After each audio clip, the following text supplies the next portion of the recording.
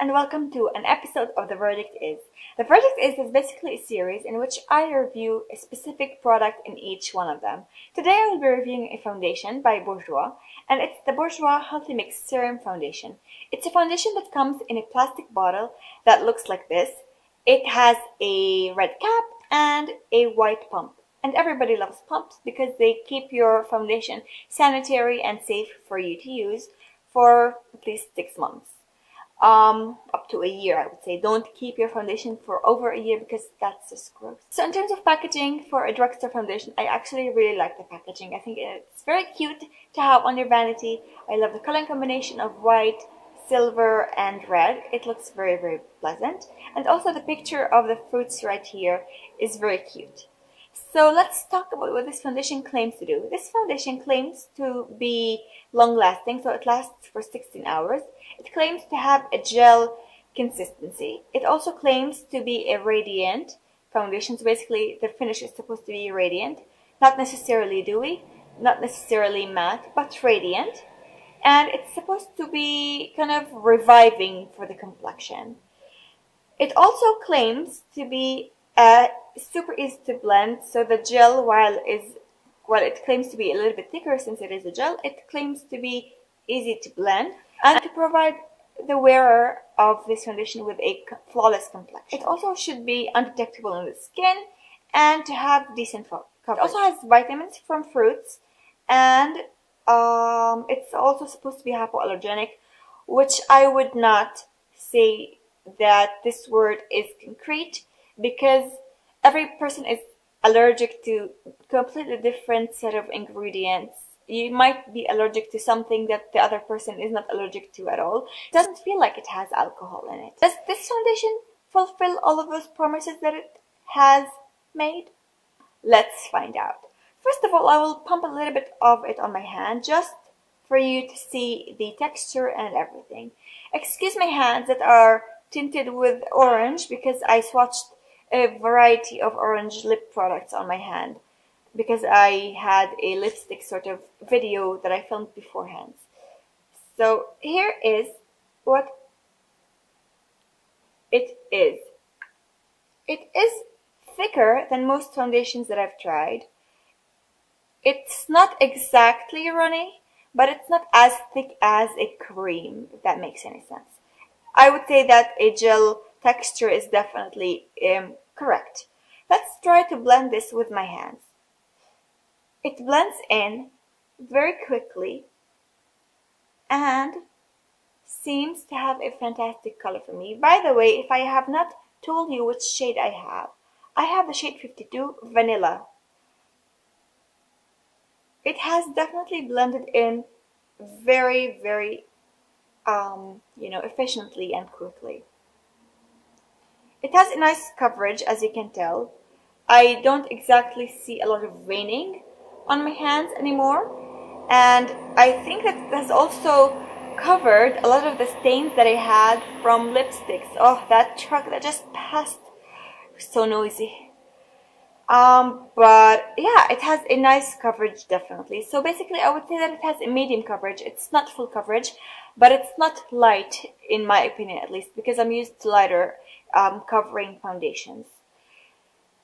It does not look dewy, but it does not look matte. I would say that radiant, it definitely is. It did even out the texture and the discolorations on my hand, as you can tell, because I had some lipstick stains, I had some veins on my hand, and everything is covered pretty nicely, I would say.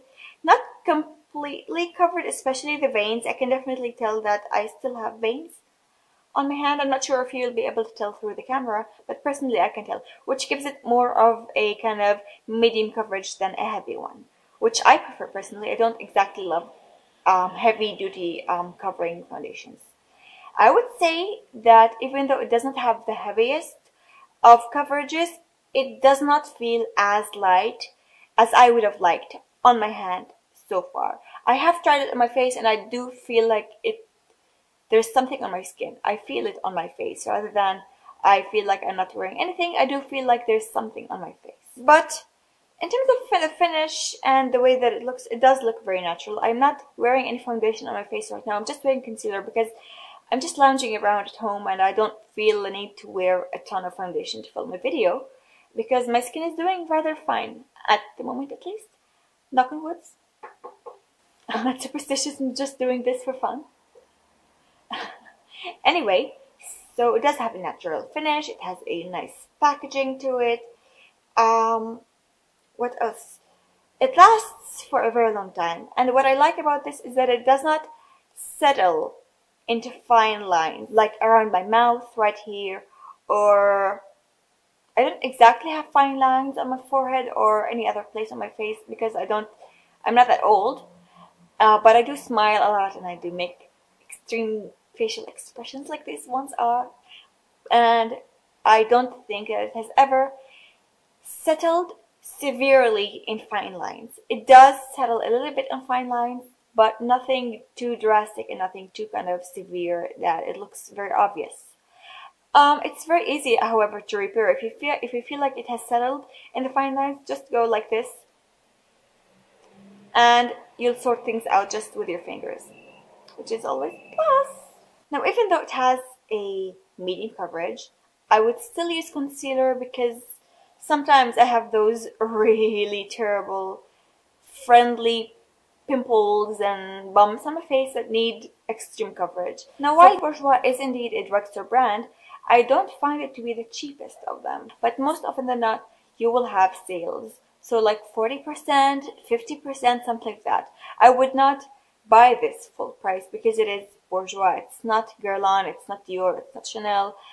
But I think that even in the world in general, Bourjois is kind of a little bit more expensive for drugstore. For the shade range, in Israel, at least in the counter that I visited, there weren't a lot of shades for this. So, and I also found them to be very yellow based. Now for me, that's okay because I have a yellow undertones. But for many people who have pink undertones, they might actually have trouble with finding the right shade for them. Now before I finish this up, let's talk about application. For me, when I blend this with a brush, I find that it does not blend streak free. So what I like to do is either just, apply it with my hands, even though I don't like applying things with my hands. But I do like to apply it with a sponge. It does shear out the coverage a little bit because it is a sponge and it kind of absorbs a little bit and then it blends it with water because your sponge is obviously damp. So it does not provide the same coverage that applying it with your fingers would, but then applying it with a brush, at least from the brushes that I have, which are extremely high quality. I have Dior foundation brushes. It does not blend as streak-free as I would have liked. Overall, I would say that this foundation is a very nice one. It's not the most lightweight, nor is it the most seamless on the skin. I can definitely feel like there's something on my face. It's not the most lightweight one, but it's not the heaviest one at the same time. So it's like middle of the road. Okay, nothing too exceptionally amazing and nothing too horrible. In terms of the finish that it has, again, it has a very natural finish. It blends beautifully with the fingers and with the sponge. With the brushes, I would not bet on it because it does kind of feel like it leaves streak marks behind, and I hate streak marks, to be honest. I like it. I like the color that I have. I have the shade 52, as I may have mentioned, and I may have not. It matches my skin rather nice. It is super easy to blend with the right tools. It has a nice finish. It has a nice coverage. It covers things nicely without looking like you have a mask on your face or that it looks unnatural by any means. It looks very natural. It's very radiant, but nothing dewy. I would say that this might be suitable for a lot of skin types because it is long lasting, and I don't feel like I become shiny throughout the day. Now, bear in mind that I don't have an oily or a kind of combination skin. My skin is pretty much normal, I would say. It tends to be a little bit dry throughout the winter, but I don't I don't foresee that this will become a foundation that will turn me into a grease ball by any means. So I would recommend this to a lot of people, no matter what their skin types is, no matter what their preferences are, because while it has a nice finish, it looks natural, it's super easy to apply, and yeah, overall, I'm very, very happy with it.